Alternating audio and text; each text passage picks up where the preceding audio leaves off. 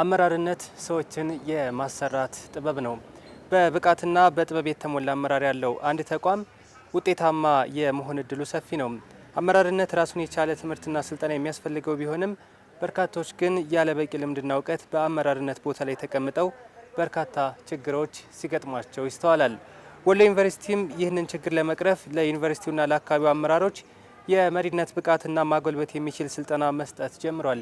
ሰላምታችን በያላችሁበት ይድረስ ብለናል። የተወደዳችሁ ተመልካቾቻችን ወሎ ዩኒቨርሲቲ ከአማራ ሚዲያ ኮርፖሬሽን ጋር በመተባበር ወደ እናንተ የሚያደርሰው ሳምንታዊው ማህደር ወሎ ፕሮግራማችን ተጀምሯል። የዛሬው የማህደር ወሎ ፕሮግራማችን ትኩረትም ከአመራርነት ጋር የተያያዘ ይሆናል። ባልደረባችን ሀያት መኮንን ነች ያዘጋጀችው። ተከታትለን እንመለስ። ስነ አመራር ወይም ሊደርሽፕ አንድ ድርጅት ወይም ተቋም የቆመለትን ዓላማና ራዕይ ወደ ተግባር መለወጥ አሊያም ከግብ ማድረስ እንዲቻል ሰዎችንና የአሰራር ዘዴዎችን ማቀናጀት ማለት ነው። አመራርነት የአሰራር ዘዴዎችን መንደፍ፣ ሀሳቦችን ማመንጨት፣ አቅጣጫ ማሳየት፣ ሰራተኞችም ይህንኑ ተከትለው እንዲጓዙ የማድረግ ብቃትም ነው። አንድ አመራር በትምህርት በልምድና በተፈጥሮ ያካበታቸውን የአመራር ክህሎቶች በመጠቀም ሰራተኞች በአንድነት ወደ አንድ ዓላማ እንዲያመሩ ማነሳሳት ከቻለ የሚመራውን ተቋም ውጤታማ የማድረግ እድሉ የሰፋ ነው። ወሎ ዩኒቨርሲቲ በአመራር ክህሎት ላይ የሚታዩ ችግሮችን ለመቅረፍ ዘ ፓዝዌይ ሊደርሺፕ ኤክሰለንሲ ፕሮግራም ወይም መንገድ የላቀ አመራር ልማት ፕሮግራም የተሰኘ የመሪነት ብቃትን ማጎልበት የሚችል ስልጠና መስጠት ጀምሯል። ይህ የስልጠና ፕሮግራም የዩኒቨርሲቲው ስትራቴጂካዊ እቅድ አካል መሆኑን የገለጹት የወሎ ዩኒቨርሲቲ ፕሬዝዳንት ዶክተር አወል ሰይድ ዩኒቨርሲቲው ይህንን ፕሮግራም የቀረጸው ኃላፊነትን በብቃትና በጥበብ መወጣት የሚችሉ መሪዎችን በሀገር ደረጃ ለማበርከት በማለም መሆኑን ተናግረዋል። ይህ ፕሮግራም የዩኒቨርሲቲያችንን ስኬት ብቻ ሳይሆን የሀገራችንን፣ የክልላችንን እንዲሁም የአካባቢያችንን ምኞትና የአመራር መጎልበት የጋራ ቁርጠኝነትን የሚወክል ስለሆነ ነው። ወሎ ዩኒቨርሲቲ የመንገድ የላቀ አመራር ልማት ፕሮግራምን እንዳዘጋጅና እንዳስጀምር የገፋፋውን መሰረታዊ ተነሳሽነት ሁላችሁም እንድትገነዘቡት የምፈልገው ድንገተኛ እቅድ አይደለም። የዩኒቨርሲቲያችን ስትራቴጂካዊ እቅድ አካል የሆነ የእናት መስሪያ ቤታችን ትምህርት ሚኒስቴር ትልቅ የትኩረት አቅጣጫ የሆነ በተለያዩ ጊዜያትና አጋጣሚዎች ከዩኒቨርሲቲያችን ጋር በቅርበት ከሚሰሩ መስተዳድሮች አጋርና ባለድርሻ አካላት ተመሳሳይ ፍላጎቶች በተደጋጋሚ በመንጸባረቃቸው ተቋማዊና ማህበራዊ ለውጦችን ማገልገል የሚችሉ ብቃት ያላቸው ስነ ምግባር የተላበሱ የወደፊት ትልቅ ህልም ያላቸው ብሎም ምጡቅ የሆነ አስተሳሰብ ያላቸው መሪዎችን የመፍጠር ተልዕኳችን ጋር የተጣጣመ በመሆኑ ጭምር ነው። ወሎ ዩኒቨርሲቲ ይህንን ፕሮግራም ሲቀርጽ የአመራር ቋት ወይም ፑል ለመገንባት አመራር በነገራችን ላይ ከሌላው ማህበረሰብ የተለየ ሆኖ መታየት አለበት። የተሻለ ሀሳብ ማምጣት አለበት። ከሌሎቹ የተለየ ማፍለቅ አለበት። ከፊት ሆኖ መምራት አለበት። ከኋላ ሆኖ የሚመራ መሆን የለበትም። የመጀመሪያው ይሄ ነው። እንግዲህ ዓለምን ያለያያትን እያያችሁ ነው።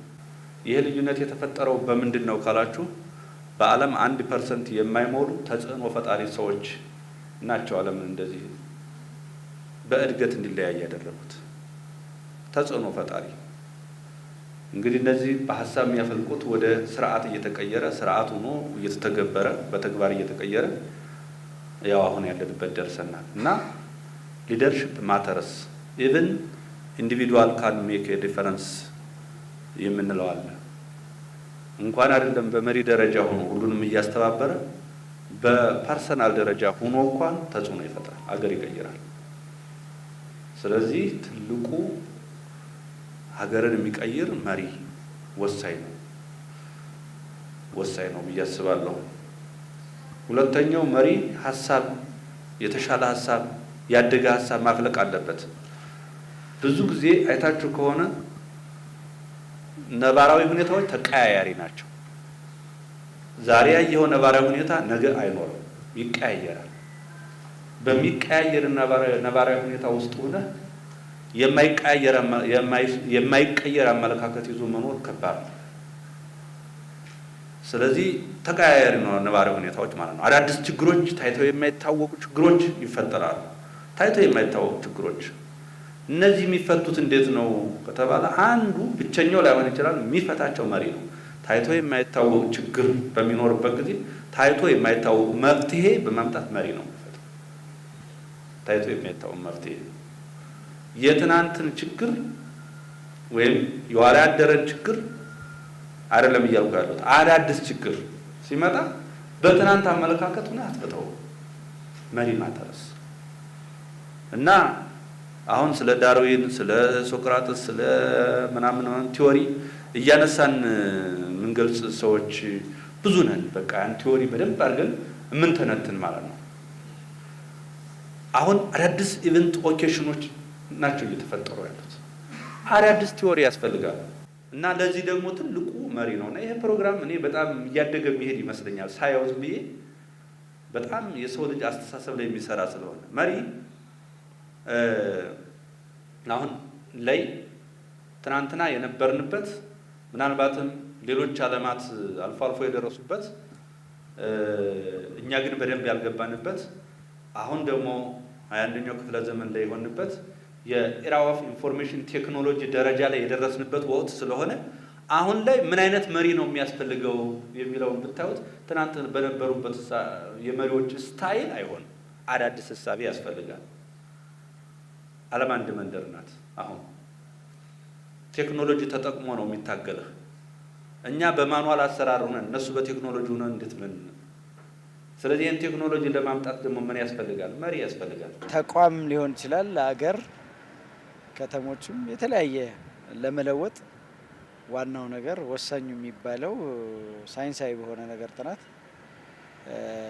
ሊደርሺፕ ወይም አመራርነት መሪነት ነው። መሪነት ነገሮችን የሚያይበት ከችግሮቹ ባሻገር ለማየት የመሪው ሚና ወሳኝ ነው። ችግር ላይ ብቻ ሳይሆን ከችግሮቹ ባሻገር በየት በኩል ይሄን ችግር ማለፍ ይቻላል የሚለውን የወደፊቱንም አቅጣጫ ተስፋ የሚያሳየው ለሚመራው ሕዝብ ለሚመራው ተቋም የሚያሳይ መሪ ነው። ስለዚህ ወሳኝ በመሆኑ አሁን ወሎ ዩኒቨርሲቲ የጀመረው በዩኒቨርሲቲው ውስጥም ይሁን ከዩኒቨርሲቲው ውጭ የመንግስት የሚሆን እንዲሁም የማህበረሰብ ተቋማት ጠንካራ ሊደርሺፕ ሊደር ለመፍጠር የሚያስችል ፕሮግራም ነው። ጥናቱ ላይ የቀረበው በአጠቃላይ በዩኒቨርሲቲውም ውስጥ ከዩኒቨርሲቲውም ውጭ ያሉ በሊደርሺፕ ደረጃ ያሉ የአመለካከትም የእውቀትም የክህሎት አጠቃላይ የአሰራር ችግሮችን የሚያሳይ ጥናት ነው ያቀረቡትና ይህንን ጋፕ ለመሙላት በምን መንገድ ደግሞ እንሂድ የሚል የመፍትሄ ሀሳብም ይዘው ስለመጡ ጥሩ ጥናት ነው የቀረበው። በቀጣይ ደግሞ ችግሩን ለመፍታት የላውንቺንግ ፕሮግራም ስለሆነ በጣም እንደኛ እንደ ኮምቦልቻ ከተማ አስተዳደር ይሄ በጣም ወሳኝ ነው። አንዳንዱ የተለያየ የትምህርት ፊልድ ተምሮ በቀጥታ ህዝብ መሪነት ተቋም መሪነት ላይ ይቀመጣል። ይሄ ደግሞ ሁልጊዜ እየተሳሳተ ነው የሚማረው። መጀመሪያ ግን ስለ ሊደርሺፕ ተምሮ ቢገባ የመማር ጊዜውን በጣም ያሳጥርለታል ማለት ነው። በፍጥነት ተምሮ ህዝብን ማገልገል እንዲችል ያደርገዋል የሚል ምልከታ አለ። ሰው የተለያየ የትምህርት ዘርፍ ነው የሚማረው። ስለዚህ እኛ ያው ባለው አክቲቪቲ አይተን እና የትምህርት ዝግጅት አይተን ነው አመራር የምንመድበው። ስለዚህ የተማረው ጋር በቀጥታ ላይሄድለት ይችላል። በዛ መሰረት ተቋሙን እስከሚለምደው በጣም ጊዜ ይወስድበታል። ሁለተኛ ደግሞ ህዝቡ የሚፈልገውን አካባቢውን ተረድቶ አካባቢ ላይ ያለውን ጸጋ ተረድቶ ያንን ደግሞ ወደ ሀብት የሚቀይር እቅድ በማዘጋጀት ደግሞ በጣም ከፍተኛ ክፍተት አለ የሚገጥመን። እቅድም ከተዘጋጀ በኋላ ያንን እቅድ ውጤታማ በማድረግ ቀጣይነት ያለው ክትትል ድጋፍ አድርጎ ውጤት በማምጣት ደረጃ አመራሩ ብዙ ፈተና አለበት። ችግር ፈቺ አመራር በመሆን ደረጃ ብዙ ጋፕ አለበት እና ይሄንም እኔም በምመራበት እኔ ራሴ ለምሳሌ ከዩኒቨርሲቲ እንደመጣሁ ቀበሌ አመራር ሁኜ ከዛ ጀምሮ ነው እያደኩ የመጣሁት እና የተማርኩት ሊደርሺፕን እየተሳሳትኩ ነው የተማርኩት እንጂ በቀጥታ ሊደርሺፕን አስተምሮኝ ወደዚህ ደረጃ የሚያበቃ ተቋም አልነበረም እኔ ስጀምርና ሰው እየተሳሳተ ነው በሂደት የተማረው። ስለዚህ ይህንን የሚያሳጥር ደግሞ የተደራጀ እውቀት ያስፈልጋል፣ የተደራጀ ስልጠና ያስፈልጋል ብዬ ነው የማስበው። በአጠቃላይ ከውጤታማነት ማነስ አንዱ ትልቁ ችግር በሊደርሺፕ ዙሪያ ያሉ ጉዳዮች ላይ እውቀት፣ ግንዛቤ የማጣት ነው ብዬ ነው የማስበው።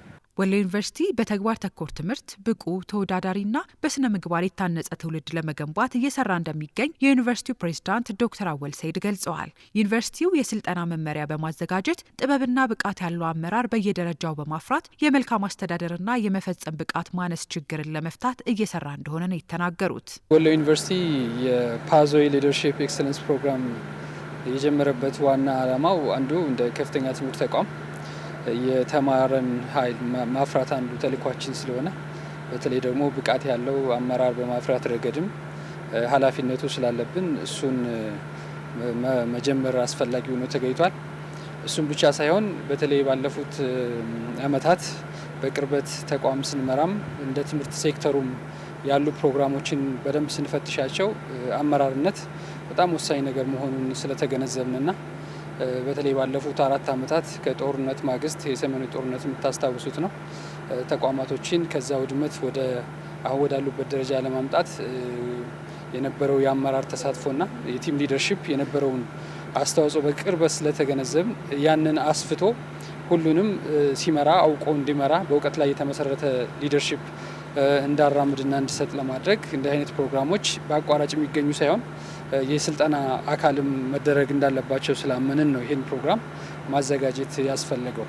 ይህንን ደግሞ ትምህርት ተቋም ላይ ብቻ ሳይሆን እንደ ማህበረሰብ አገልግሎት መስጠት ስላለብን አመራርነት ከተቋም ይጀምራል እስከ ሀገር ድረስ ትልቅ ወሳኝ ጉዳይ ነው ለአንድ ሀገርና በማህበረሰቡ በተለይ ዩኒቨርሲቲዎች ባሉባቸው አካባቢ ያሉ ሎካል መስተዳድሮችም ላይ ይህንን እገዛ ቢያደርጉ ትልቅ እገዛ እንደሚያደርግ ስለገባን ነው በተጠና መልኩ ከራሱ በጥናት ላይ ተመስርቶ ይህን ፕሮግራም መመስረት ያስፈልገው ማለት ነው። ወሎ ዩኒቨርሲቲ ፓዞይ ሊደርሺፕ ኤክሰለንስ ፕሮግራም ኢኒሺየት ስናደርገው ለእኛ ለተቋማችን ብቻ አስበን ያደረግነው አይደለም።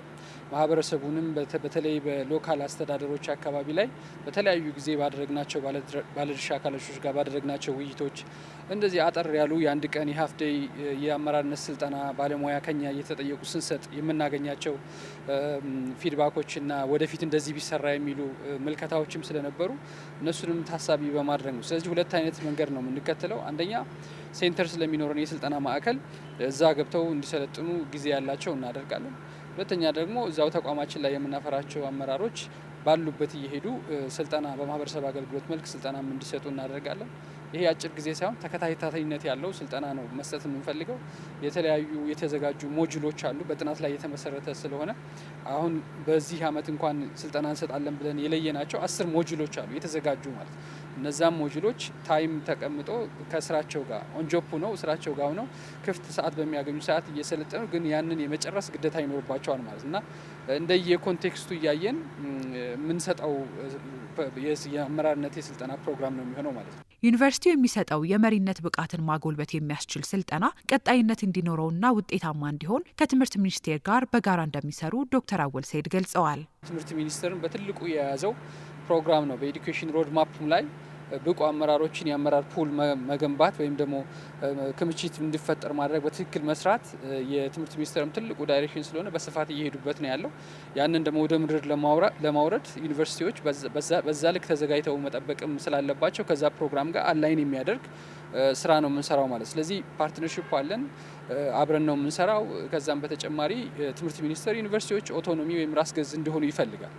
ራስ ገዝነት ብቁ አመራር ከሌለ የሚፈጠር ጉዳይ አይደለም። ራስን በራስ ለመቻል ራስን ለማስተዳደር ክራይቴሪያ ቤዝድ ነው። ዝም ብሎ አይደለም ራስ ገዝ መሆን የሚችለው። አንድ ዩኒቨርሲቲ ማሟላት ያለበት ሚኒመም ክራይቴሪያዎች አሉ። እነዛን ክራይቴሪያዎችና መስፈርቶች ደግሞ ትምህርት ሚኒስቴር አስቀምጠዋል።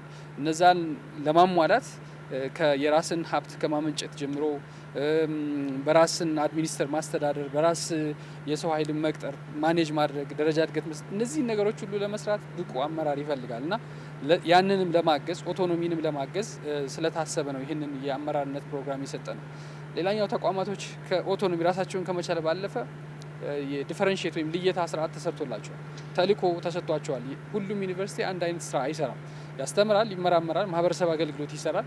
ግን ደግሞ የተግባር ሳይንስ ዩኒቨርሲቲዎች የሚያስተምሩበት መንገድና የምርምር ዩኒቨርሲቲዎች የሚያስተምሩበት መንገድ ይለያያል። ለምን የሚያሰለጥኗቸው ለየትኛው ኢንዱስትሪ ነው የሚለው ስለሚለያይ ማለት ነው። ስለዚህ እሱንም ለማገዝ ይህንን ሊመራ የሚችለው በደንብ የገባው የተረዳ ለውጦቹን በደንብ አንደርስታንድ የሚያደርግ አመራር ነው። ይሄ ደግሞ አመራር ስንል ከፍተኛ አመራርን ብቻ ሳይሆን ከትምህርት ክፍል ጀምሮ ከአስተባባሪ ከቡድን መሪ ጀምሮ የሚመራውን ነገርና ወደየት ነው የሚሄደው እኔ የምመራው ክፍል ከላይ ካለው በተቋም ደረጃ ለምሳሌ እንደ ዩኒቨርሲቲ ብንወስድ ፕሬዚዳንቱ ከሚመራው ጋር እንዴት አላይን ያደርጋል፣ ዲኖች ጋር እንዴት ነው የማደርገው የሚለውን በሃይራርኪካሊ ለመምራት ለመናበብም እውቀት ስለሚፈልግ ይህንን ፕሮግራም ዲዛይን አድርገናል ማለት ነው። በሀገራችን የሚገኙ ዩኒቨርሲቲዎች ተማሪዎችን ተቀብለው ከማስተማር ባለፈ በተለያዩ ዘርፎች የአካባቢውን ማህበረሰብ መጥቀም እንዳለባቸው በትምህርት ሚኒስቴር የከፍተኛ ትምህርት ዘርፍ የተቋማት አደረጃጀትና አመራር ዴስክ ኃላፊ አቶ ጫን ያደፍርስ ተናግረዋል። ሀገራችን በተለያዩ አካባቢዎች ጂኦግራፊካሊ በየአካባቢው የተገነቡ ዩኒቨርሲቲዎች አሏት። እነዚህ ዩኒቨርሲቲዎች ተማሪዎችን ተቀብለው ብቻ ማስመረቅ አይደለም ትልቁ ተልዕኳቸው። የአካባቢውን ማህበረሰብ እንደነዚህ እንደ አመራርነት ባሉ ጥበብ አዳዲስ ቴክኖሎጂዎችን የማስተዋወቅ በጥናትና ምርምር አሰራርን የማዘመን ምርትና ምርታማነትን የማሳደግ መልካም አስተዳደርን የማስረጽ የአካባቢው የልማት ስራዎችን የማንቀሳቀስ ኃላፊነት የከፍተኛ ትምህርት ተቋማት ናቸው። ምክንያቱም የከፍተኛ ትምህርት ተቋማት የእውቀት ሀብ ወይም ቋት ናቸው።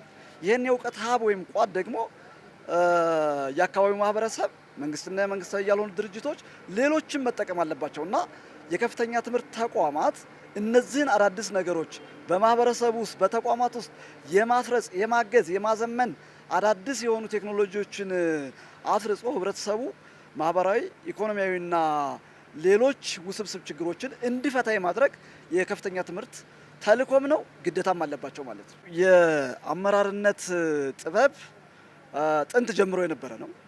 አሁን የደረሰበት ደግሞ ፍልስፍና ቲዮሪ አለ።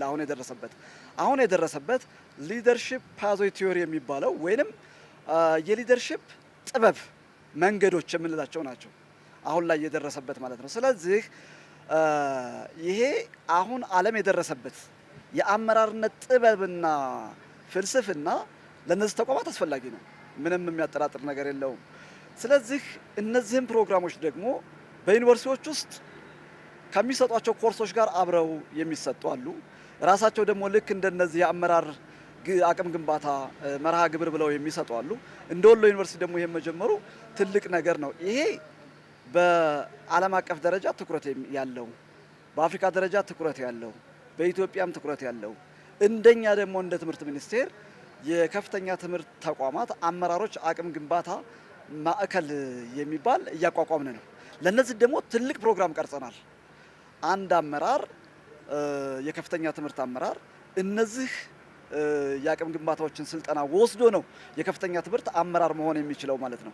እነዚህን ወስዶ ወደ አመራርነት ሲመጣ ሀብትን በአግባቡ የመጠቀም ፕሮግራሞችን በአግባቡ የማስኬድ የመንግስት ፕሮጀክቶች በወቅቱ ተጀምረው በወቅቱ እንዲሄዱ የማድረግ ዩኒቨርሲቲዎች ከአካባቢው ማህበረሰብ ጋር ተቆራይተው የልማት ስራዎችንና የመልካም አስተዳደር ስራዎችን እንዲቀርፉና የመልካም አስተዳደር ስራዎች ደግሞ እንዲሰርጹ የማድረግ የልማት ስራዎችን የማገዝ ስራዎች ይሰራሉ ማለት ነው። ስለዚህ ትምህርት ሚኒስቴርም እንደ ከፍተኛ ትምህርት ልማት ዘርፍ ትኩረት ተሰጥቶ የሚሰራበት ፕሮግራም የተያዘበት ስራ ነው ማለት ነው።